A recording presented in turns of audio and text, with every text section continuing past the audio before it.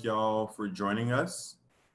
Really excited for the event tonight. We're going to wait for a few more people to log in before we start, but really, like I said, excited for tonight and to talk about what we can do to help secure more funding for affordable housing here in LA County. For those of you who don't know me, my name is Rod Hall, and I'm the organizing director for Abundant Housing LA. And tonight we're going to be doing this event with both Schools and Communities First, which is known as Prop 15, and Reimagine LA, which is going to be on the ballot as Measure J.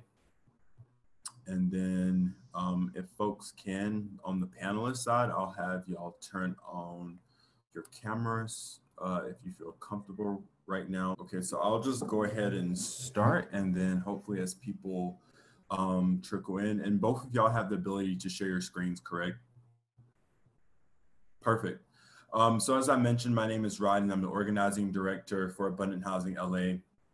And as many of you know by now, but if you don't, we are a group focused on creating the movement around pro-housing and really trying to get more housing built, including affordable housing, which is the purpose of this event tonight, because we have two important measures on the ballot this year that we believe are going to be really beneficial to the community and for community development, especially for affordable housing, which is why we have this event. For tonight, we're going to have both Tommy Newman, who works at United Way, but is representing Measure J, and then Constantine Hatcher, who works for California YIMBY, but is representing Prop 15. Both of them are going to talk about what these both of these measures mean for the community, how we got to this point with both of them, and what we can do to support, including not only, you know, voting yes, of course, but what we can do between now and election day. So what I'm going to do is we're going to start at the state level and then work our way down locally. So I'll start with Constantine and allowing him to introduce himself, and then he has a PowerPoint he's going to go over, and then from there we'll go to Tommy, and then after that we'll just have open it up for questions. You can submit questions in the Q&A box, and if your question is best answered or if we can't necessarily understand your question in the Q&A box, I will promote people to panelists to like verbally ask their questions, just so we can have that clarity and folks don't have to worry about their questions being misrepresented. And with that being said, I'll turn it over to Constantine to start.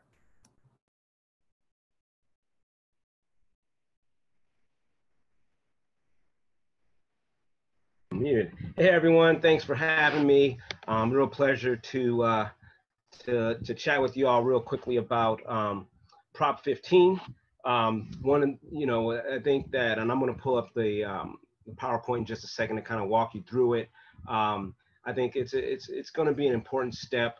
It's called Schools and Communities First, but I think for us on the housing side of things, while obviously incredible schools is important, better and more robust and welcoming communities is important. I know we share that together, being YIMBYs, but I think that a lot of times folks in the housing space don't understand exactly how it's going to also help us in terms of our housing goals.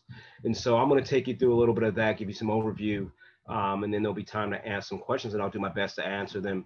And then, of course, if there's any questions that if you stump me, that's fine. I'll make sure to take those questions and we'll report back to make sure you guys get the answers that you need.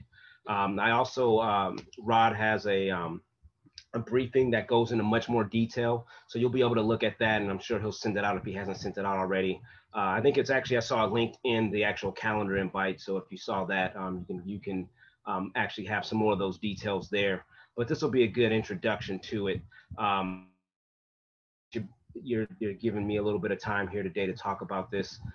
It's so important, and I think especially I've already seen some of the negative ads about Prop 15 spreading a lot of lies and deception.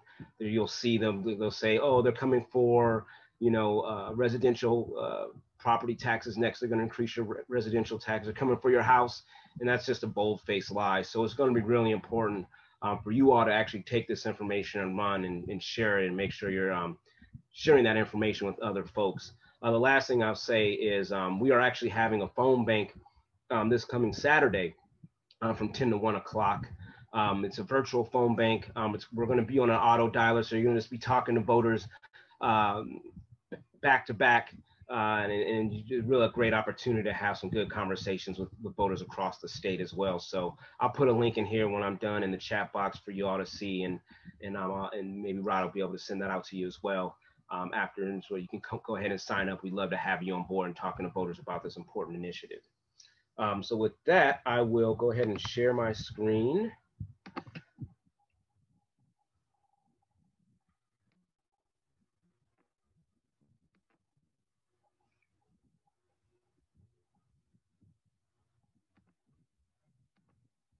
There we go. All right. So yes, on 15, AKA Schools and Communities First. Essentially what it does, it's going to close all your commercial, industrial property loopholes. And so it's essentially what's happening now is our current law freezes property taxes in time, meaning that, you know, property taxes are roughly 1% on what's assessed, the assessed value of the property, right? That sticker price. Until the property sold or upgraded, it doesn't reassess. So whenever you have the property, whenever you purchase the property, that's where it is. Now the problem is that this is true for both residential and commercial properties. The problem is that it was initially meant for residential, for people to be able to age in home without having, you know, as the prices skyrocket, they can still stay in their properties without having to get rid of the property because they can't afford the taxes on it. But what happens is that corporations have found loopholes to bypass getting reassessed. Your largest corporations, your Exxons, Macy's, Disney, etc., have found these loopholes where they'll create like shell corporations, or someone will stay on the board of a new corporation so it doesn't actually change hands. And so what the result is that larger and larger gap between what valuable commercial properties would be paying for taxes and what they actually are paying. And what that has triggered, and what we've seen within how it's really hampered housing, is that now it's left local governments to be able to fund you know, critical community services. They've now had to do the assessing on the building, right? So anytime someone wants to build something, we're going to assess all these different fees, and that then makes it more difficult for companies to build. But it also means that they have to charge more for those to recover rents and whatnot to make it pencil out. So it's a very it's something that, and the funny thing about it is, as you'll see here in this next slide, that it's going to by closing those loopholes, it's going to reclaim $12 billion each year. And not only that, but only 10% of the biggest, wealthiest commercial properties will generate 92% of that revenue. So, you know, really we're talking about the top 10% that are really generating all that money that's coming back. And those are the ones that have been, like I said, your Disneys, your Exxons, your Macy's, that have been skirting their fair share, and it's time to make them pay up.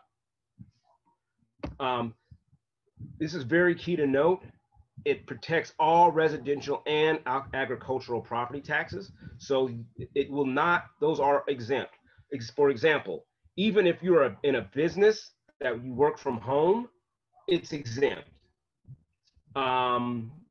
Even if it's a mixed use, it's a little bit different. I'll get to that in just a second. Same thing for agricultural. Agricultural properties is exempt. It's going to be assessed the same way that it has been. The same thing with residential. And so there is no fear of that. The other side of it is that it also exempts businesses that have a collective property value of less than 3 million. So only if your property value is over $3 million cumulatively, you know, if one company owns, you know, 200 actually, if they own exactly 300 million in property, 3 million in property, they will be exempt from being reassessed. So it's only for if you own 3 million, above 3 million. 3 million is that line where you will not be assessed. 3 million and under. as far as mixed use property,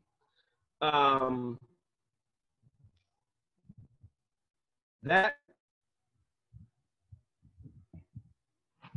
will it's really if it's 75% of your property is residential, then it will not be assessed. It will not be reassessed. Now, if it is over 75, if it's less than 75% residential property, then only the amount that is the commercial property will be reassessed. So in mixed use, it has to be less than 75% residential, and then only the portion of that property that is commercial property will be reassessed. So that's actually protected. And the reality is that they want you to say that they're trying to say that it prevents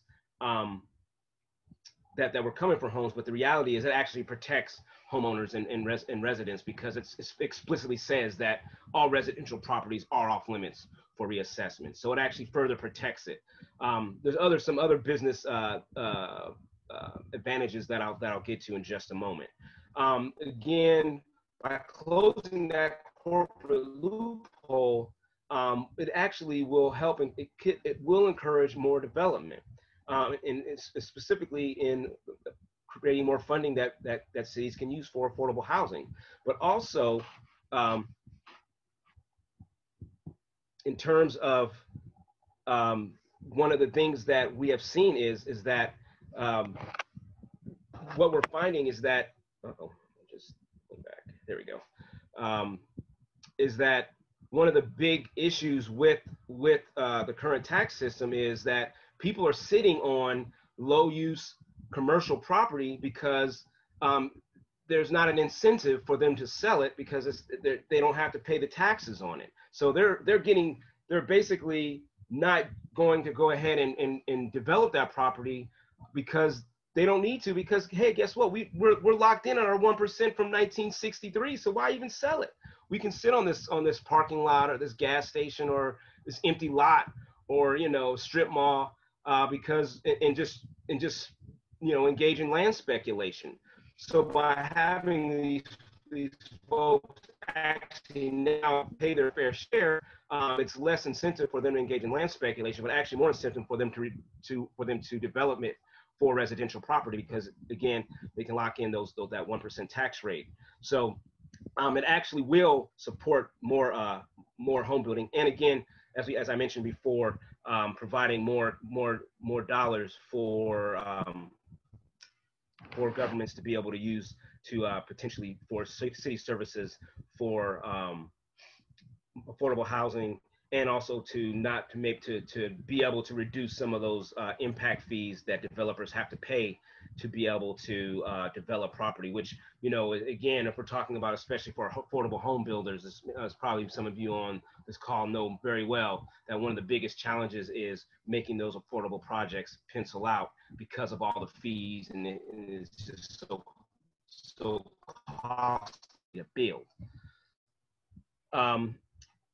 The other thing, obviously, Prop 15 invests in our schools. And as we know, having schools and great schools is something that everyone should enjoy. And, for me, this is actually a particularly sensitive thing for me, and inspiring about why I want to do this work. And I'm so excited that our involvement around Prop 15 is because, as a kid, my parents moved to, they had to move around to find really good schools for me and my brother. They couldn't, they could either buy or they could, rent in a better neighborhood. And what they chose for us was to rent in better neighborhoods with access to better schools.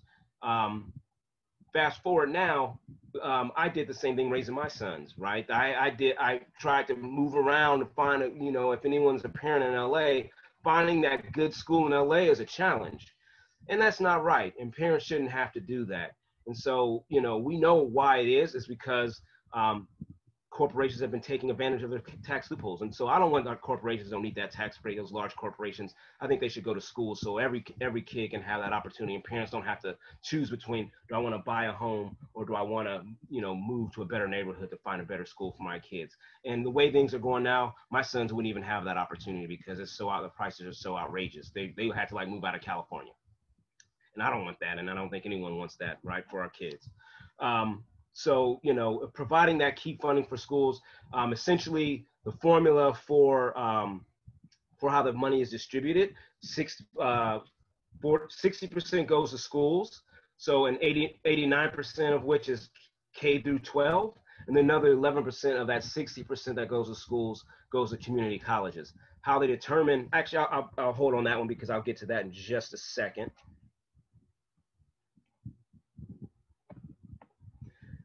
It also, as I mentioned before, it actually provides tax cuts for small businesses.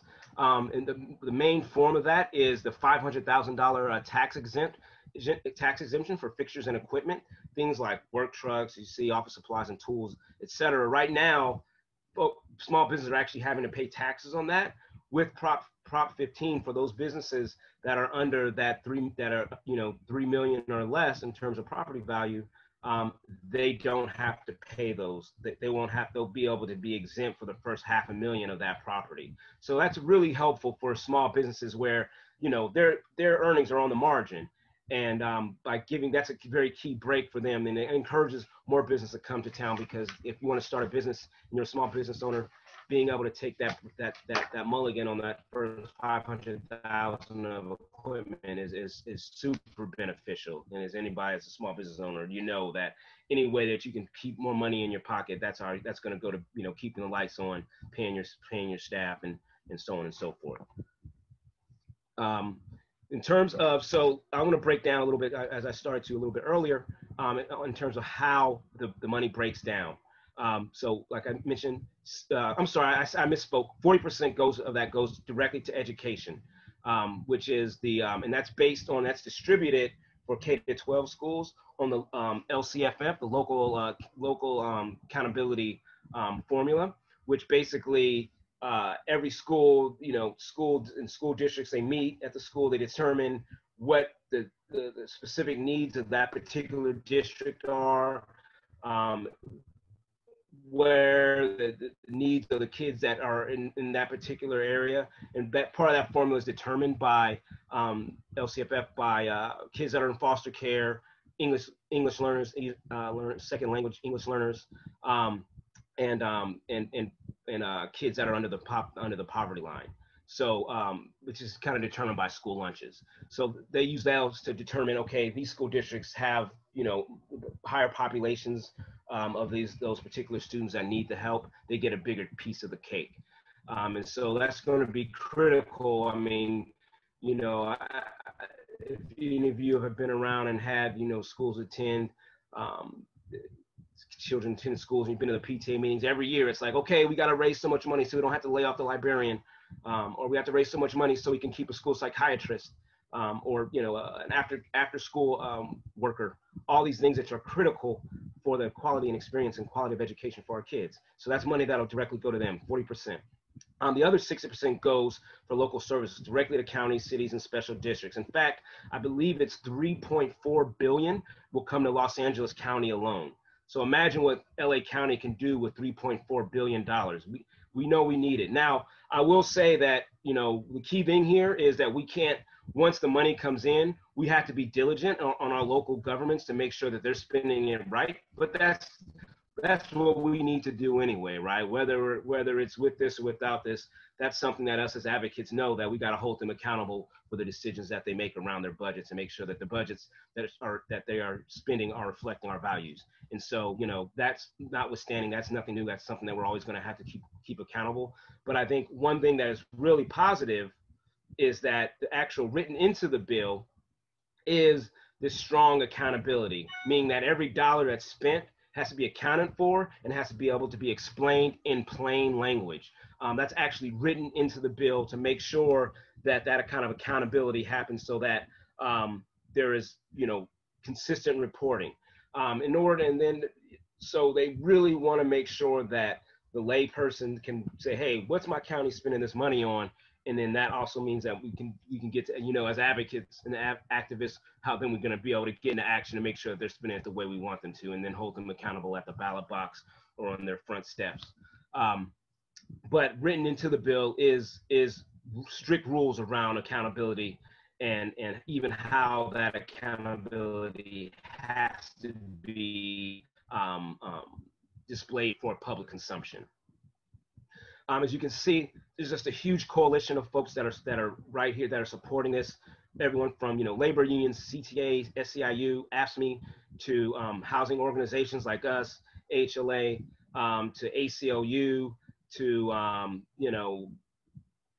equity advocates like PICO and Power California, and across the board.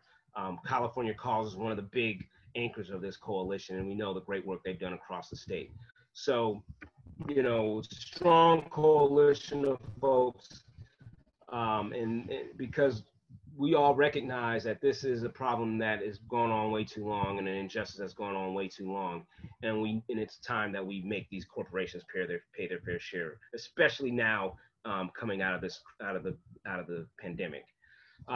So that rounds up the presentation today. I'll stop there and open up for more questions. As you can see, if you want to sign up for campaign updates there, you have them there, yes15.org. We're constantly looking for stories.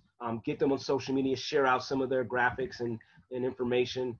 It's going to be absolutely critical in this campaign environment. It's unprecedented. There's going to be no door knocking this time around. So it's going to be extremely important for networks, for people to talk to their friends, family, and networks.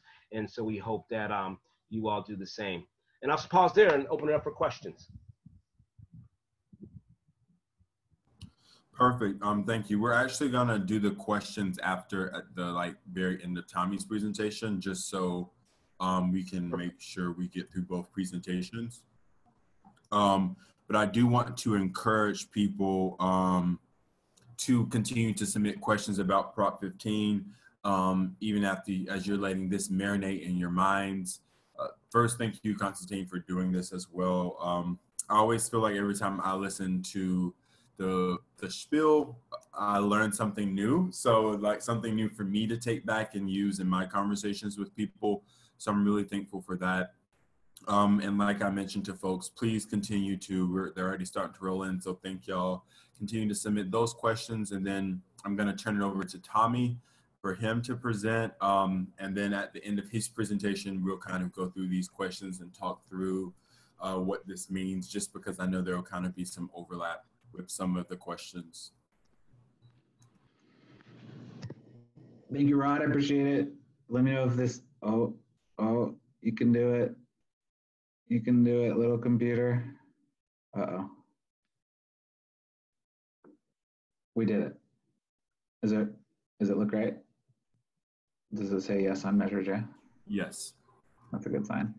Well, I appreciate the time, and I'll try to be quick, because as I was perusing the attendees on this call, I see that there are a whole lot of friends and allies doing this work. So at its core, Measure J is about changing our county's budget, which is equal parts historic and also super wonky. And so it's really on all of us as allies and advocates in this space to communicate the really powerful nature of Measure J, because what Measure J will help us do is pivot hundreds of millions of dollars and eventually billions of dollars as revenue grows, as God willing, Prop 15 passes, to prioritize the things that we know create strong, safe, and healthy communities. And that is access to community-based mental health care, for example, access to housing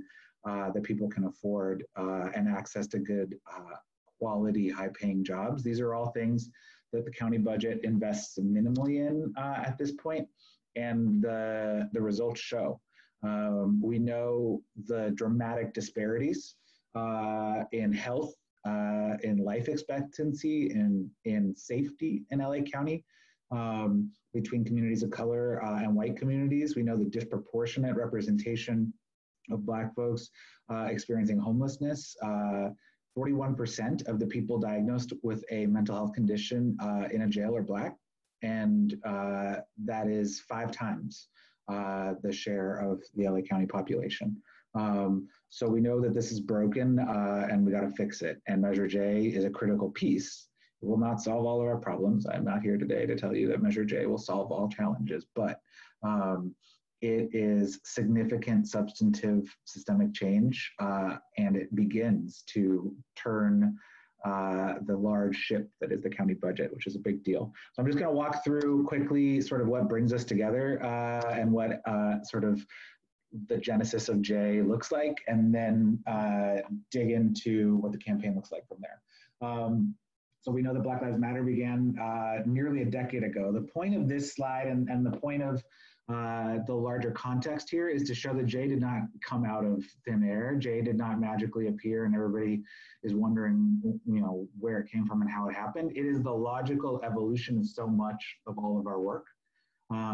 We've partnered certainly with Abundant Housing to try to preserve, for example, the $100 million in affordable housing capital that the county puts out every year. And we know that that is a fight, and we almost lost it this year. And so what we see here is that J gives us the ability to cement the gains we've made and fund programs and initiatives that we have all been fighting for years now. We know that there's a really thoughtful set of recommendations, 114 recommendations in the Care First Jails Last Alternatives to Incarceration Working Group that sit unfunded. And motion after motion from supervisors saying, we just need to figure out how to fund alternatives to incarceration.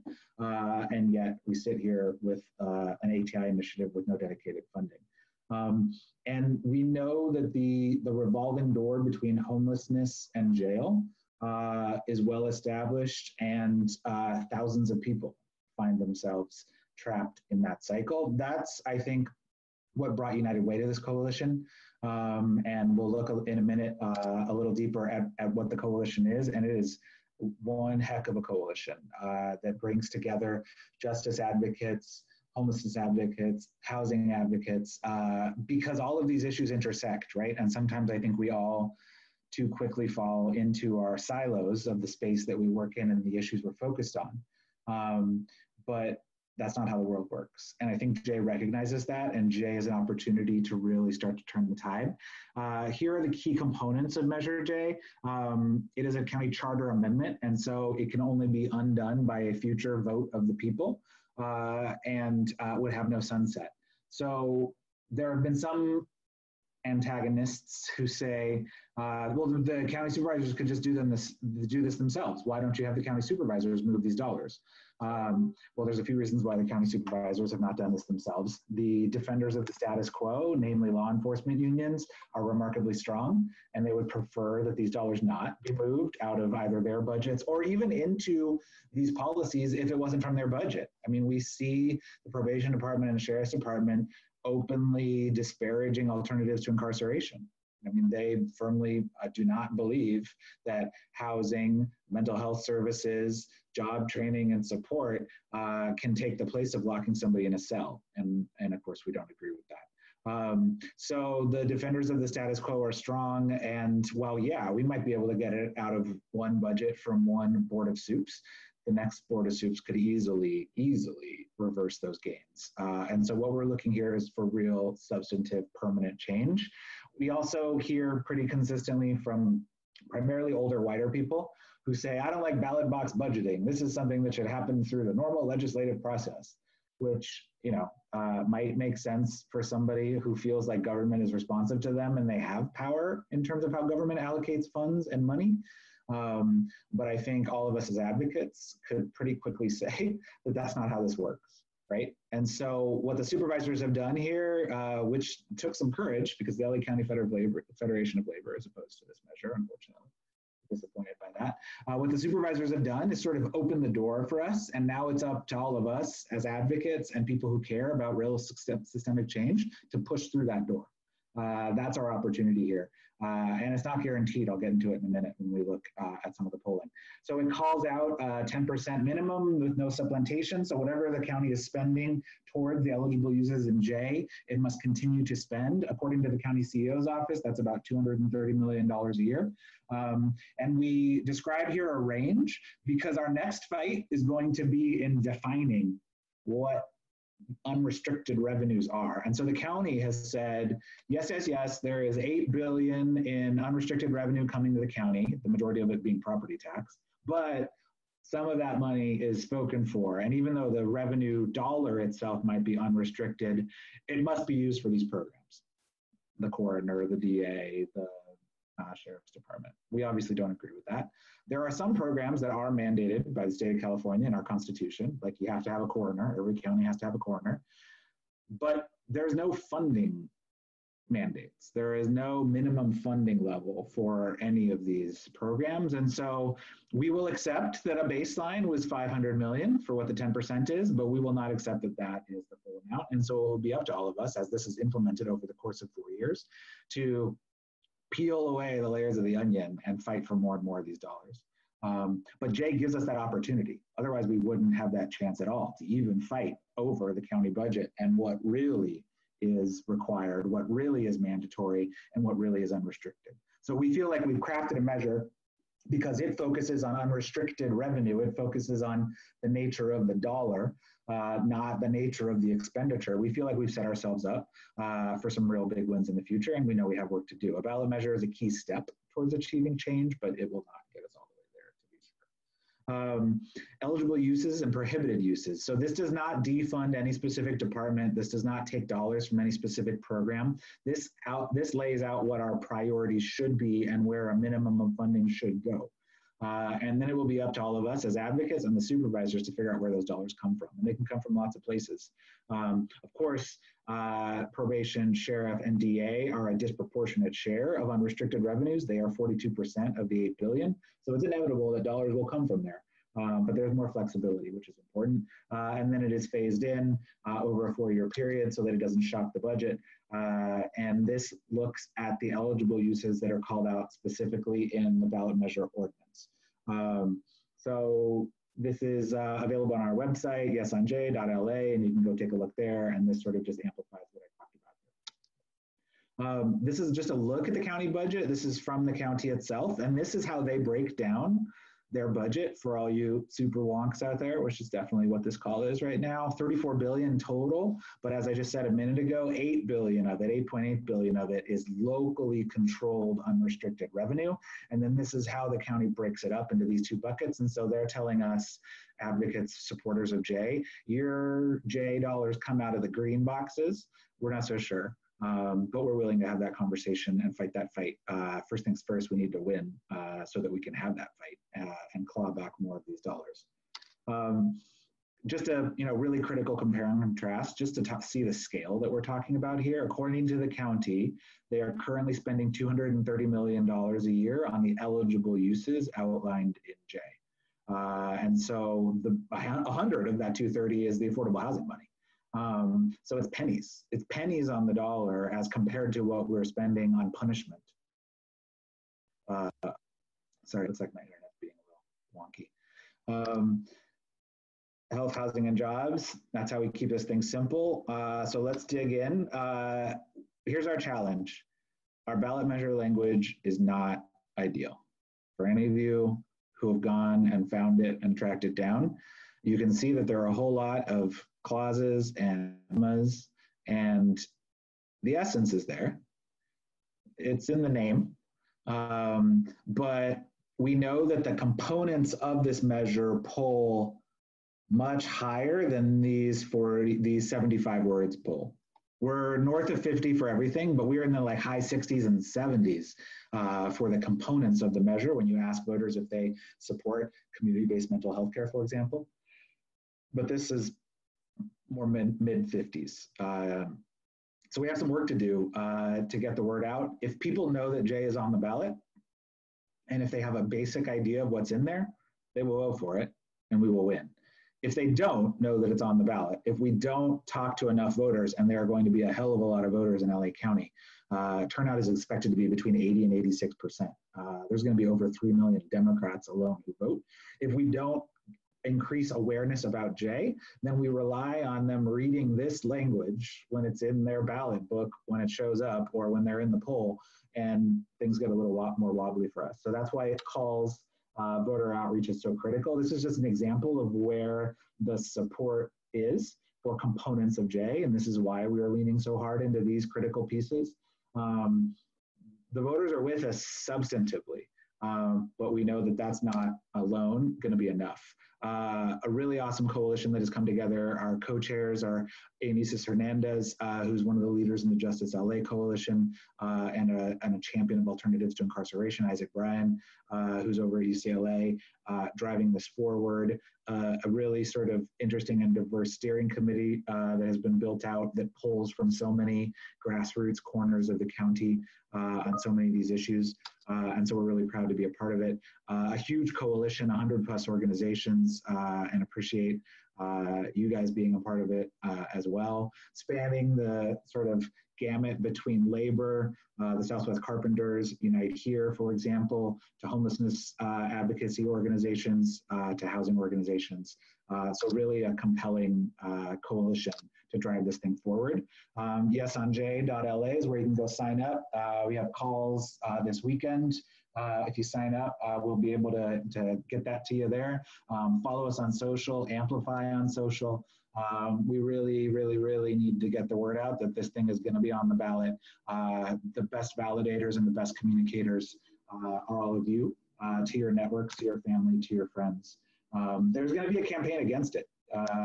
We fully expect sheriffs, probation, and maybe some others to go spend a whole bunch of money to scare the shit out of people and to tell them that J will make you less safe, that J will defund essential workers. And we just know that's not true. We know that J will in fact invest in what makes communities stronger and safer. So with that, I will throw it back to Rod for whatever we're going to do next.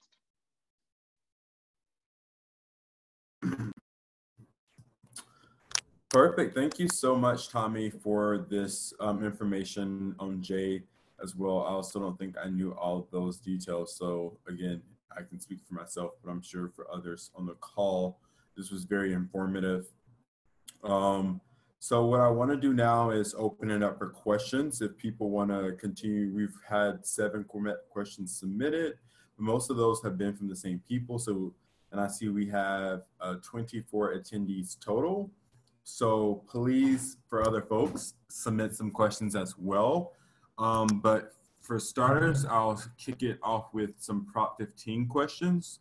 One of my participants, Sean, wanted to know, Constantine, what loopholes you were referring to, because it sounded like deferring tax assessments is the intention of the policy rather than a workaround or loophole.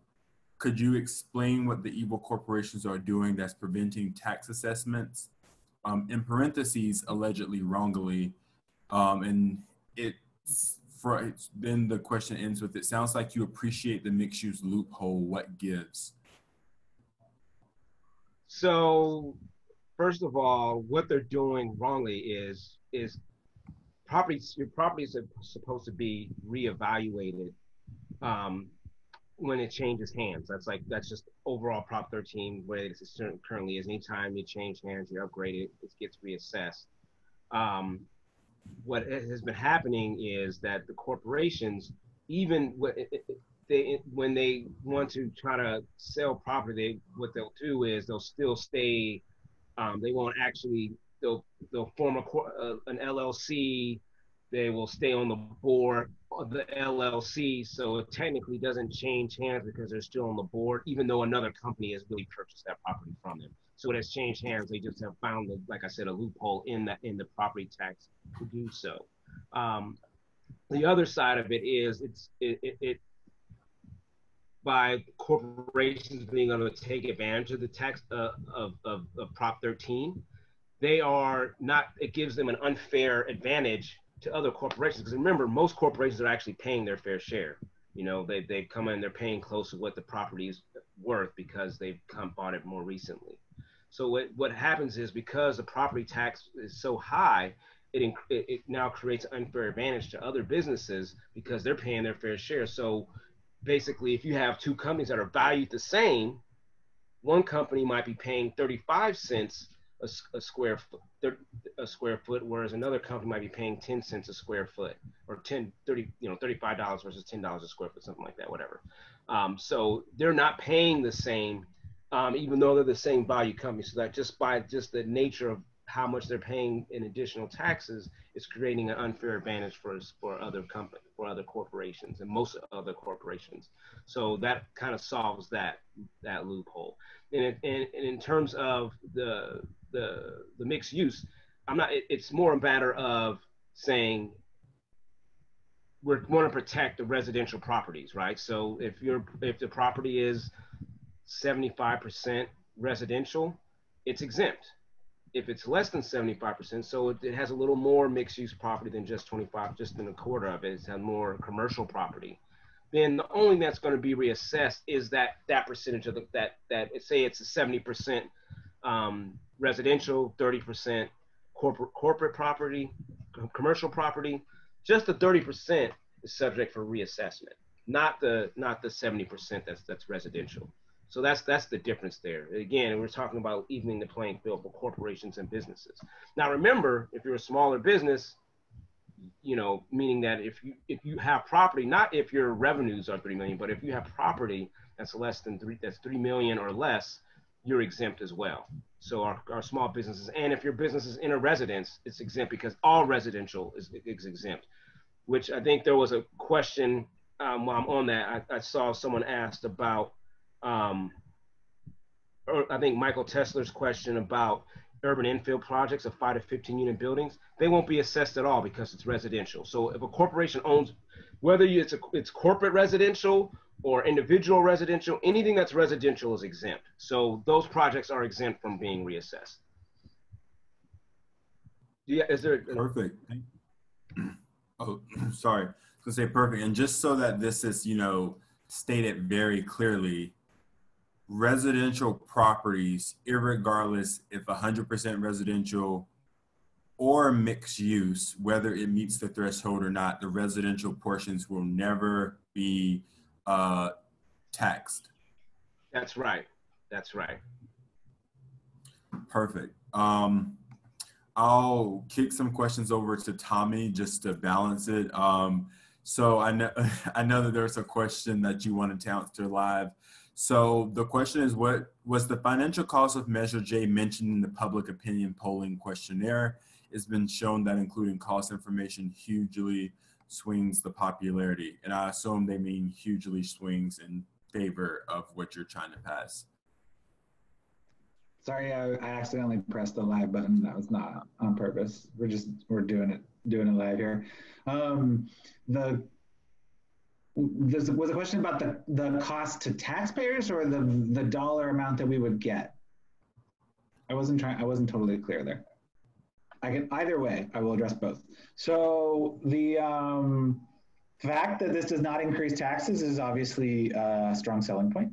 But it is not as strong as you would expect. The stronger argument for the people we're trying to persuade, which may or may not be this group, is that we would be realigning our county budget to invest in the root causes of poverty and to bring a racial justice frame to how we spend our tax dollars. That is the strongest argument that we have for Democrats, especially Democrat boomers, who happen to be our key audience here. Boomers are pretty strong for us. Gen X is less strong. Gen X is in a darker place in their lives. And millennials are actually pretty good for us and don't move a lot with positive or negative messaging. So unfortunately, boomers are going to be who we're going to have to be talking to a lot, or fortunately, depending on how you feel about the boomers. So this doesn't raise taxes thing is good and helpful, but it's a sub message. It's like an H2 or an H3 in the grand scheme of things. In terms of the dollar value, we pulled the 10% because the 10% is what's in the 75 words, and so we really wanted to understand that. We, in earlier polls, did test 500 million versus $1 billion, and there wasn't any big variance in those dollar amounts. Generally, what we see is that as long as it passes the smell test for voters in terms of scale of problem and scale of solution, right? If we're going to be addressing poverty, then we need to be real big money as opposed to not big money. That's usually sort of the smell test and the way voters view those questions.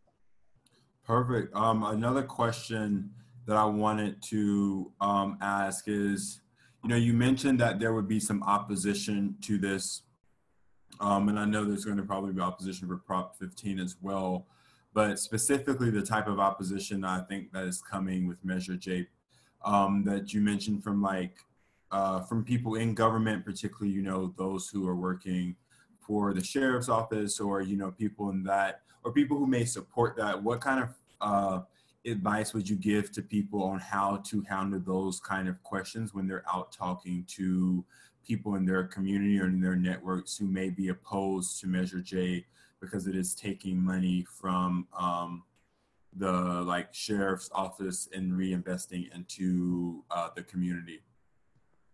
Well, I mean, a few things. This is always highly audience specific. So you gotta think about who it is that you're talking to.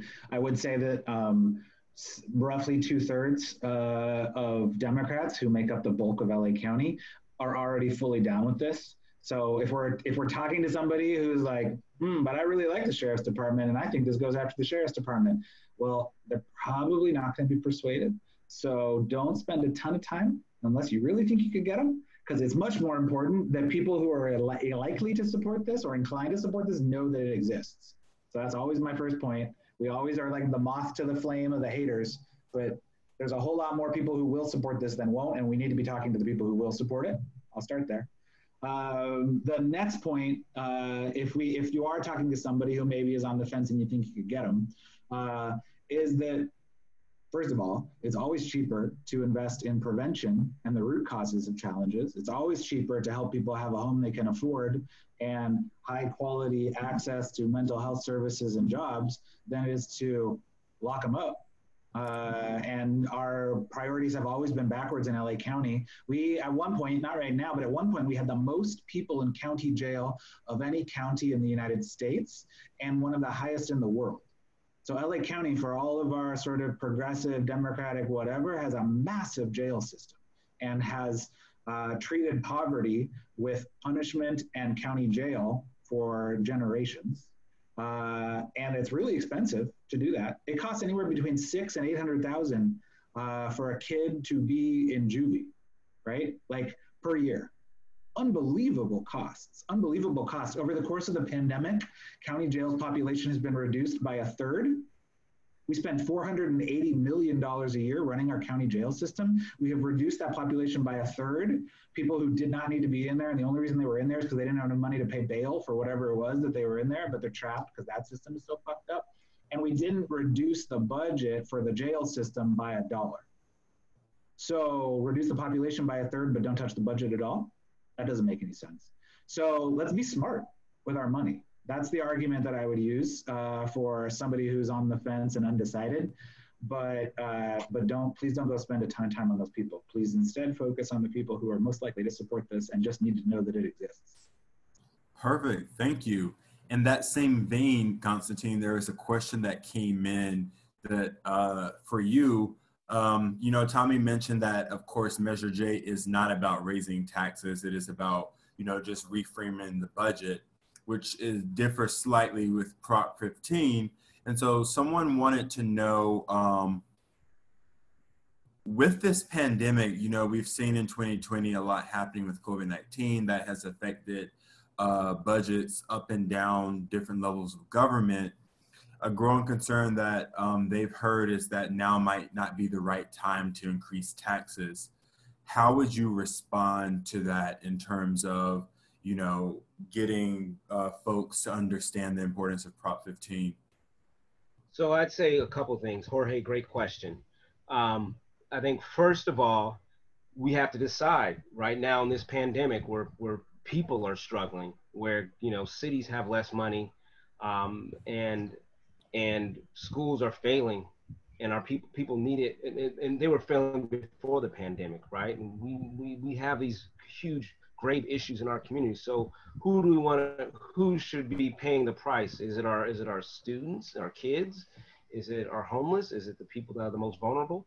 Is it our communities? Or is it the big corporations? Again, remember, only the top 10% of corporations are going to provide 90% of this extra funding, right? So we're talking about, who should we protect, or should we protect Exxon's tax break, who with they had, even with gas prices, what they had like a $2 billion profit margin last year. Like, it's about values. What do we value most? Do we value those large corporations that I'm sure they're going to make it okay? They got their money from the bailout first, right? Where our communities didn't. And so that's where we need to get that money to go to. And so I think that's number one. The second thing I'd say is we're not raising taxes on all businesses. In fact, we're raising taxes on a very small portion of businesses. In those businesses, and it's the larger businesses with larger property holdings, commercial property holdings to be specific.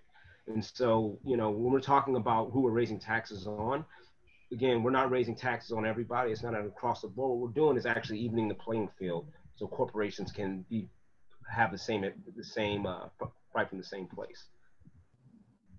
Perfect. And then someone, James, wanted to know if there's a place where folks can go to see specific numbers of the low tax rates paid by these corporations you're mentioning as a better way to frame the argument. And then I think sorry, I didn't mean to cut you off, Roger. You want to finish that question? I'm sorry. Oh, and just, asking about how to counter these false ads about small businesses being forced to close when they won't be affected. Yeah, so there's some great information. If you go to the website, yes on 15, I believe it is, .com. Let me just double check. I don't want to give you guys the wrong website here. I'm sorry, yes15.org, just yes15.org. They have all kinds of resources there, and they can give you, actually drill down and show you some examples there. I can also help if I might be able to get that information, and I'll follow that up. If Rod remind me, I'll try to get some of that so you can send it out to your folks.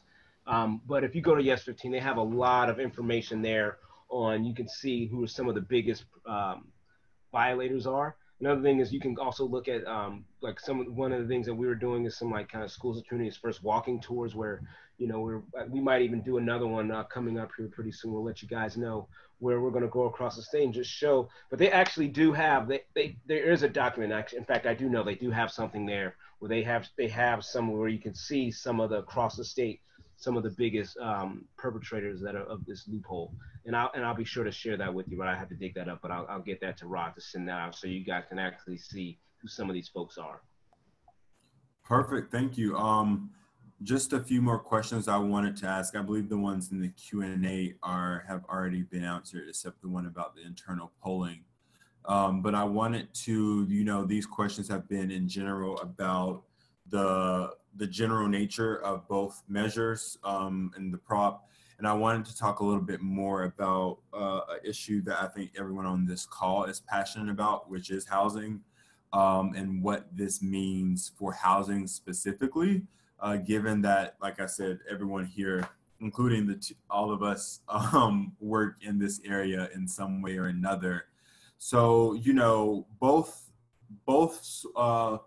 at least for Prop 15, there's already been discussions around what this means for housing. And then, of course, with Measure J, as Tommy mentioned, the next step after winning, right, is to have the conversation around what the money is spent for.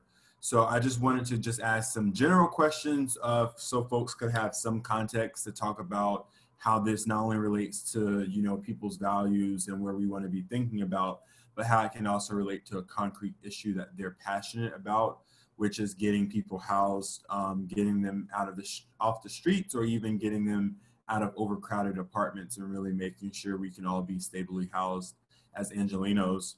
So the first question I wanted to ask is, how will these sources of money help lead to the construction of more housing, and specifically more affordable housing?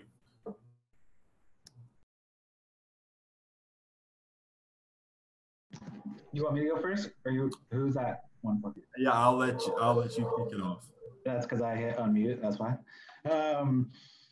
No, it's a great question. So, and I just want to be clear, because your comment, I think, is exactly right, which is Measure J creates a framework for us, right? It says there's going to be a minimum spent on these things, not these things.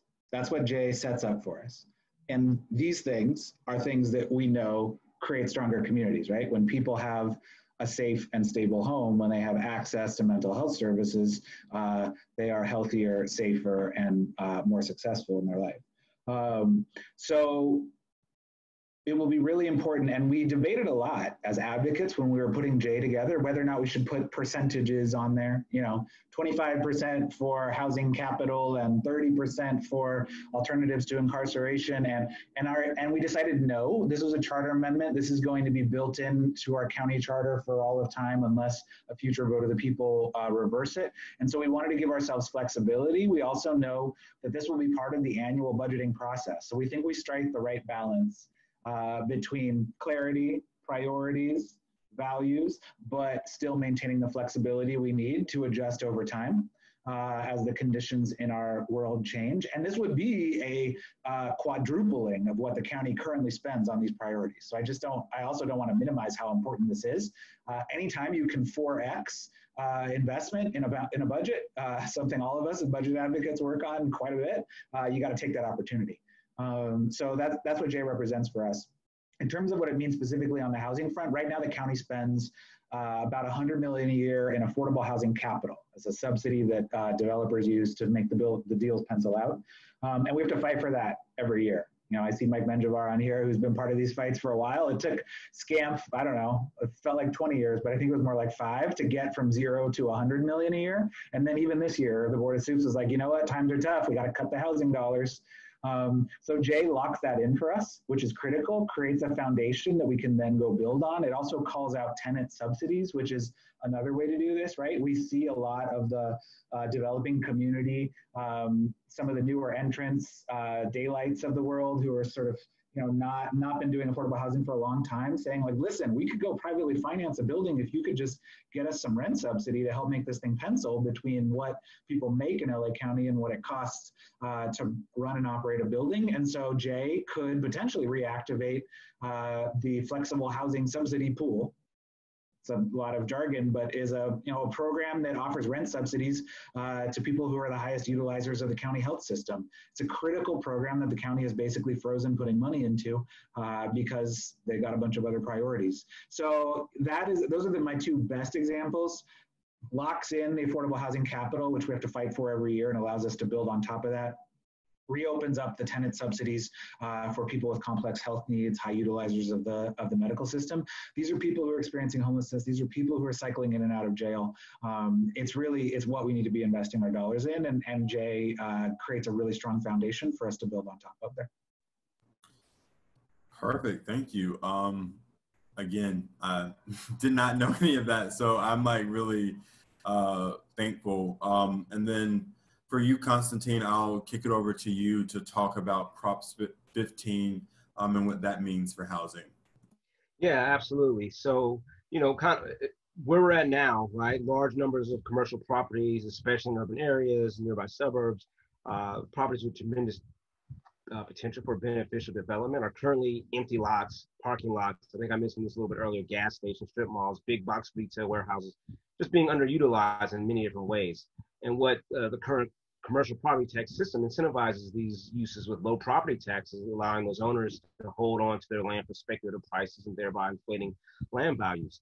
And not only that, but because communities can, like I mentioned, can currently raise revenue from sales tax and not by increasing property taxes on commercial property, it promotes auto malls and big box retail, which again, because they generate those sales tax revenues. I think someone asked a little bit of a question about that, rather than development that serves community needs. So with the additional resources communities of Prop 15, one, they're more likely to build their fair share, right? And especially when you're looking at now, there'll be, cities will be able to have another source of income as opposed to having to tack on local impact fees, which will help developers pay for the cost of the infrastructure needs, and the things that they need to build. And so that it kind of helps to start breaking down that barrier. And then looking at affordable housing, it does, because of it disincentivizes the big box retail, because now they're going to have to be paying more of those property taxes. It's going to increase the amount of land available and decreasing that speculation. And by landowners, it helps lower those land prices over time, and which will, given that that other side of the equation of which why it's so expensive, because the land is so expensive. Well, now with more, kind of that more supply will bring down the cost of that land, and it'll get lower rents, lower sale prices, and it gives affordable housing developers more opportunities to purchase land to construct those affordable units for low-income families. So, it fundamentally by changing the incentives of landowners, and incentivizing them holding on to land because they don't have to pay taxes on it, and they can just sit on it and let the property value go up without having to pay increased taxes. And the same thing, disincentivizing cities to encourage more of those large retailers, because so they can get that sales tax. Well, no, guess what? Now we have another, for LA County, 3.4 billion coming in. We don't need to collect those. We're less likely to collect those sales taxes. And I'd say another, thinking about it, in totality, I think about this, with that, say the 3.4 billion that comes into LA County, you put that in measured with Jay. Now all of a sudden, that's all new money. So you could very conceivably be saying that's another 340 million for those programs that can go directly into that pot if you pass both of these. And lastly, I say that with Prop 15, man, I totally lost my point. Oh, well, I'll figure it out later. It's one other thing I wanted to mention with that, but I lost it along the way somewhere. And then I just had one more question specifically for you, Constantine. This is something people are obviously very curious about. And it's a question asked by Sean, which is, if we're going to call it a loophole to delay tax assessments, why wouldn't that harm the political legitimacy of the same delays for residential properties?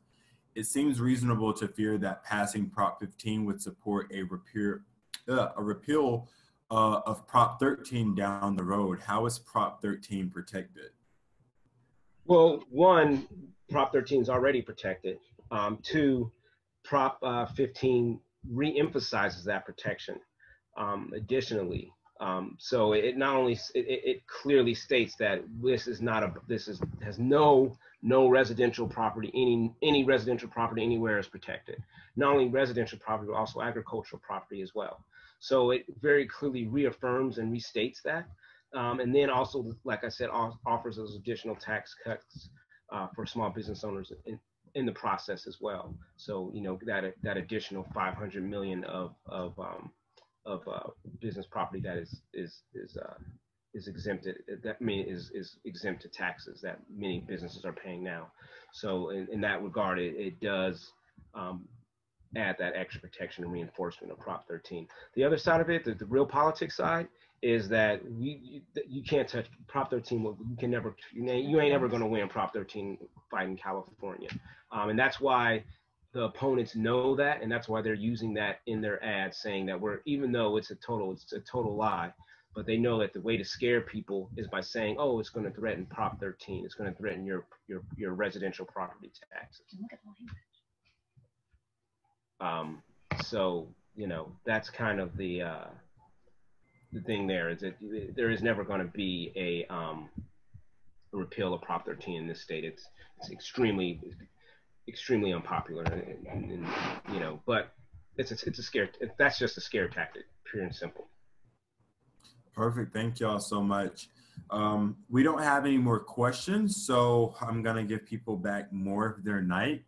But I want to say thank you to both of you for coming to speak, for both of y'all's involvement in both Prop 15 and Measure J, and everyone else who's involved too. Thank y'all for doing the work. Sorry, almost choked to death, just very briefly. But I'm really appreciative of this, and I think this was very informative for people, especially not only to get those general questions answered, but to also hear more specifically what does it mean for our future as it relates to housing, especially given everything that's happening this year and where we all probably are feeling the current state of not only LA County, but just the broader world is. So again, thank y'all so much. To the people who attended, thank y'all for attending tonight. We'll send out a follow-up email with all of these resources that were discussed here, as well as the links to sign up for phone banking this weekend for both Measure J and Prop 15. And last but not least, please remember to vote yes and encourage everyone in your network to vote yes on both Measure J and Prop 15 on November 3rd. That's all I have for y'all. I hope everyone has a great evening, and I will see all of y'all soon in various capacities.